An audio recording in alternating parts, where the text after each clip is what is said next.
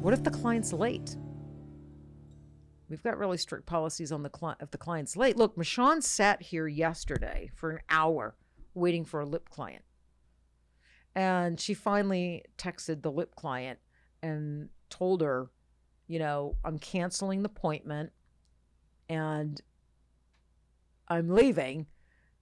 And the client ended up forfeiting the $100 booking fee. So these are some things that you have to think about. If you have a client that's running late, do you give them like a 15-minute leeway?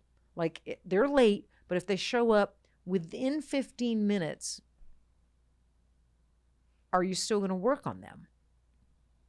Or do they have to be, is it 5 minutes? Is it 10 minutes? Or is this 15 minutes? And even with a client being 15 minutes late, that can run you a little bit late for your next client if you're booked back to back.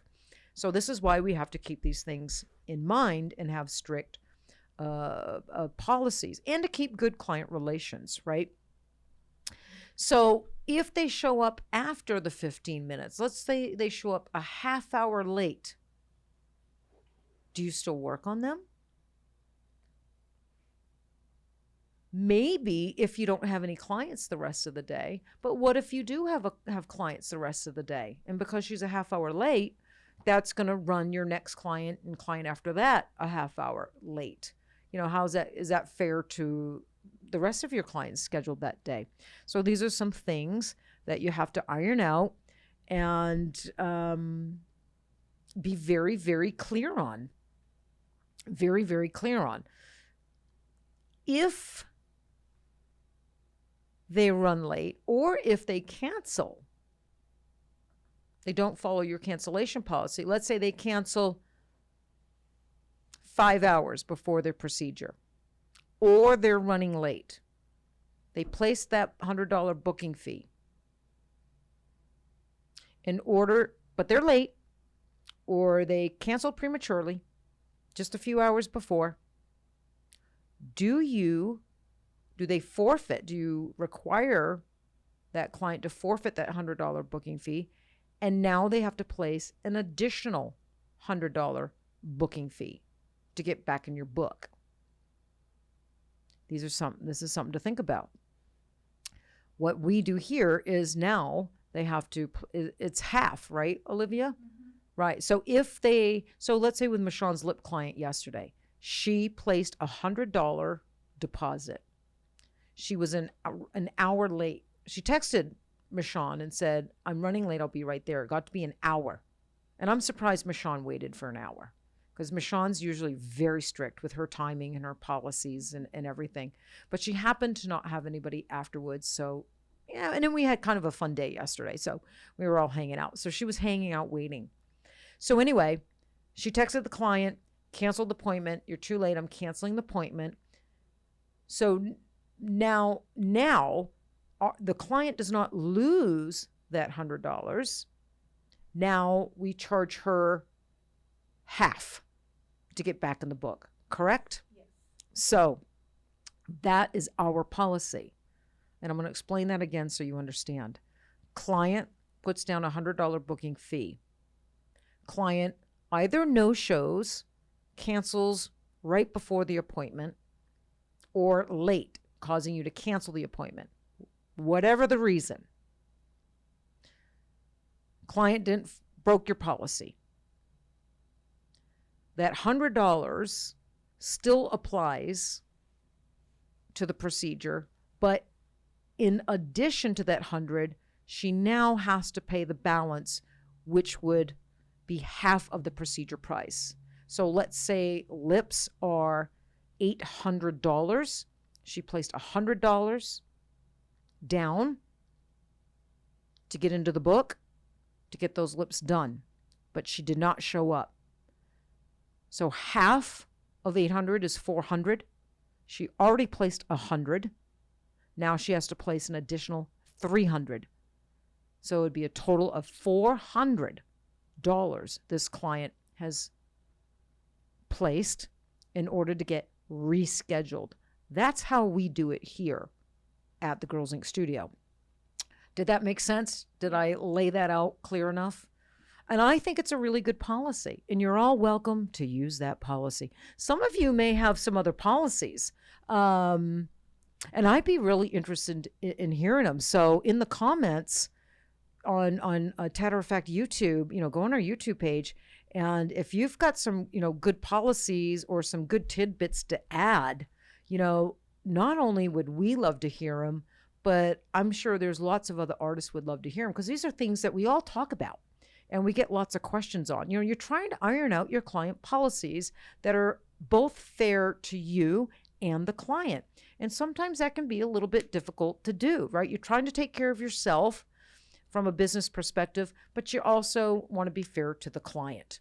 And a lot of people just have no clue on policies and in what they should be. So yeah, let's hear your comments and policies. Would love to, would absolutely love to. Refunds.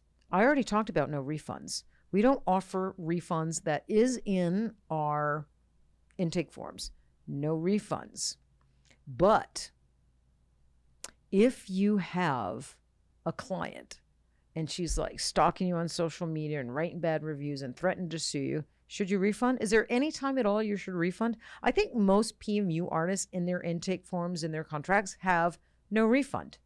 We've done the work, so there's just no refunds. But are there exceptions where you might refund the client in order just to get them out of your life? Or are you the type of person that you're just not going to refund them?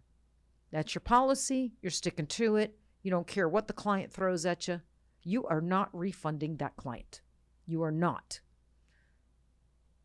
Who are you? What type of person are you? Let me tell you about me. For years, I was the latter. I am not refunding you. This is my policy. I spent 2 hours doing your eyeliner. It's not my fault you didn't take it. I am not refunding you.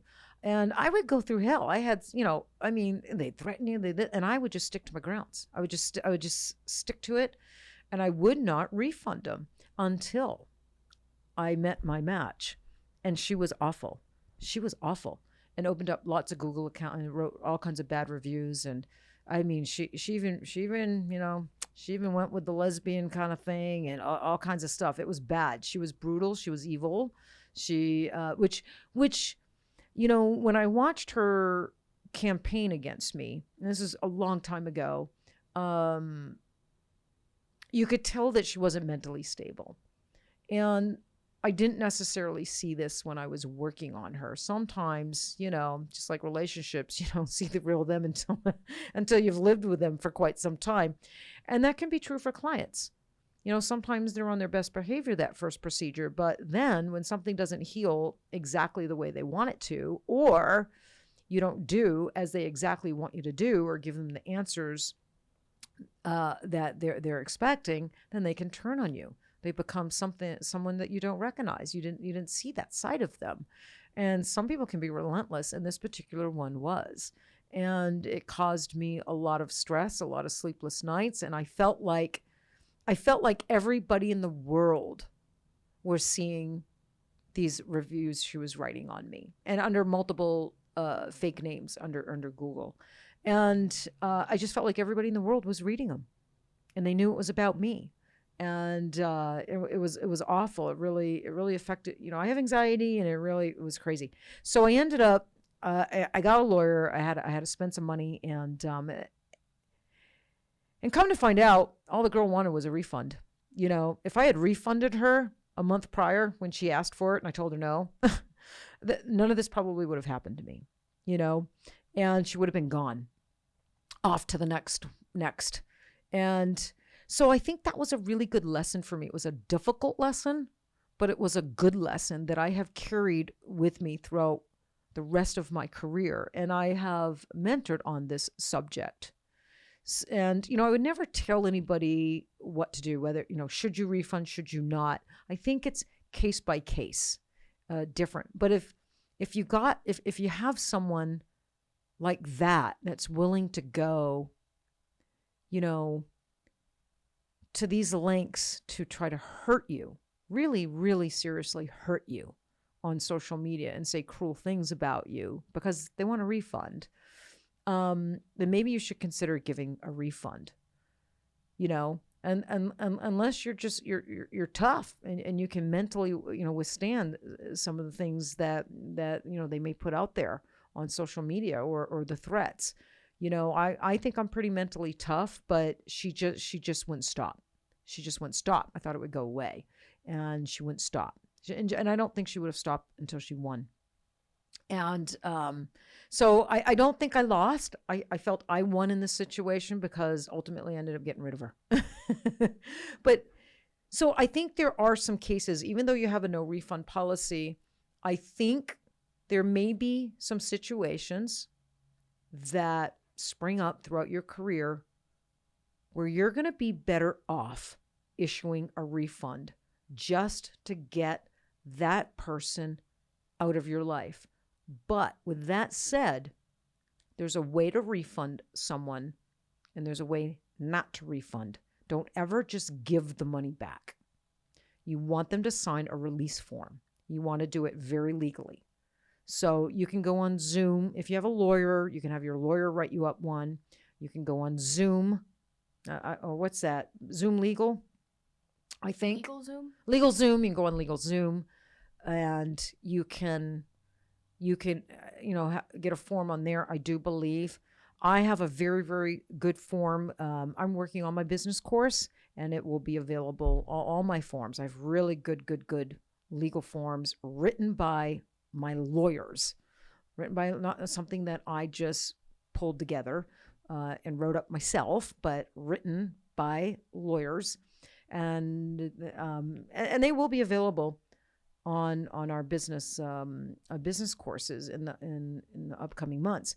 But for now, you got Legal Zoom, or many of you have you know, a lawyer on retention or a lawyer at your disposal, and you want a release form.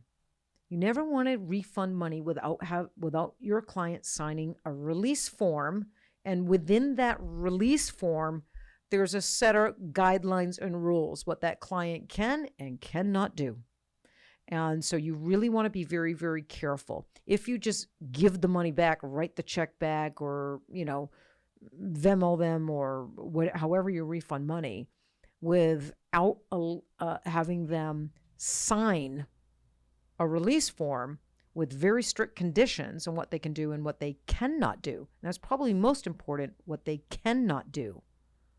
Then you can give them the money back and then go right back on social media, and they can do this and that and that, and they can continue haunting you. So very important. Always refund money with a lawyer-written release form. So with that, I'm going to segue right into